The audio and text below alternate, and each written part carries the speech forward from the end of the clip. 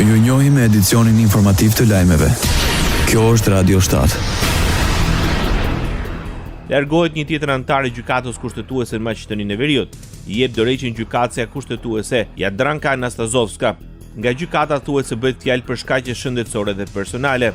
Ajo u zgjodh antar e gjykatës kushtetuese më 12 tetor të vitit 2023. Gjykata përbëhet nga 9 gjykatës. Kryetari e zgjedh gjykata nga radhët e gjykatësve një mandat 3 vjeçar, pa të drejtë rizgjedhjes, ndërsa gjykatësit i zgjedh kuvende me një mandat 9 vjeçar pa të drejtë rizgjedhje. Me këtë largim gjykata kushtetuese në Maqedoninë e Veriut mbetet me 7 antar, pasi ende nuk është plotësuar vendi i mbetur bosh nga shkarkimi i gjykatëses Elisabeta Dukovska. Komisioni Qendror i Zgjedhjeve në Kosovë certifikon 22 subjekte për pjesëmarrje në zgjedhjet e parakohshme parlamentare të 28 dhjetorit. Në certifikim mungon lista serbe. Ajo mori 2 vota pro, 2 kundër dhe 5 abstenime. Kreu Komisioni Qendror të Zgjedhjeve, Kreshnik Radoniqi, dhe antarja serbe votuan pro, ndërsa 2 antarë të televizjes Vevendosje votuan kundër. Zyra rekomandon KQZ-s që certifikojë subjektin politik srpska lista. Shpër, kush është kundër?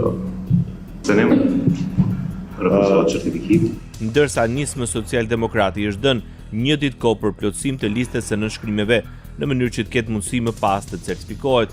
Komisioni Qendror i Zgjedhjeve ka bërë të ditur se kanë aplikuar 24 subjekte politike, prej të cilave 18 parti, 3 koalicione, 2 nisma qytetare dhe 1 kandidat i pavarur. Bota.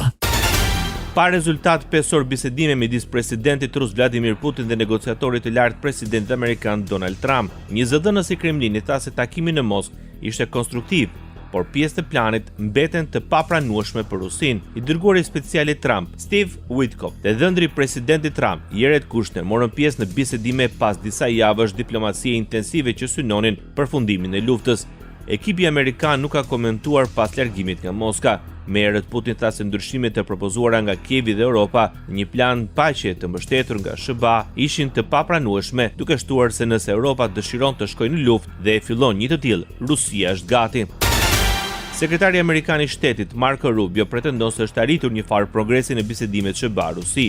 Në intervistë për Fox News, ai deklaroi se janë përpjekur të bëjnë dhe mendojnë se është arritur një farë progresi. Sipas tij, Shtetet e Bashkuara shpresojnë që kompromisi do t'u lejojë ukrainasve jo vetëm të rindërtojnë ekonominë e tyre, por dhe të lulëzojnë si vend. Ndër pikat e mëparshme që përbëjnë gërç janë kërkesat e Kremlinit që Ukraina të heqdorë zyrtarisht nga aspiratët e saj për t'u bashkuar me NATO dhe që Ukraina të dorëzojë territorin në rajonin Donbas të Ukrainës lindore, që është aneksuar por ende jo i pushtuar nga Rusia. Gjermania teston armën e re supermbrojtësi, sistemin izraelit Arrow 3. Mediat në Gjermani shkruajnë se bëhet fjalë për sistemin më modern të mbrojtjes ajrore të stacionuar në Holzdorf. Kjo nënkupton se për herë të parë Gjermania mund të shkatrojë raketat jashtë atmosferës përpara se ato të arrijnë në territorin e saj. Në këtë drejtim bëhet e ditur se forcat armatosura gjermane po investojnë rreth 4 miliardë euro nga fondi i tyre i posaçëm në sistemin e mbrojtjes. Shitja prej gati 4 miliardë eurosh e Euro 3 Gjermanisë e konsideruar marrëveshja më e madhe e eksportit të mbrojtjes në historinë e Izraelit, u nënshkrua në shtator të vitit 2023. Sistemi Euro 3 është projektuar që të shkatrojë raketat balistike, ndërsa ato janë ende jashtë atmosferës. Thuhet se sistemi ka rrëzuar qindra raketa balistike të lëshuara drejt Izraelit nga Irani dhe grupi Houthi i mbështetur nga Irani në Yemen gjatë luftës në Gaza. Ndoqët lajmet shkurt në Radio 7, zëri pozitiv i qytetit.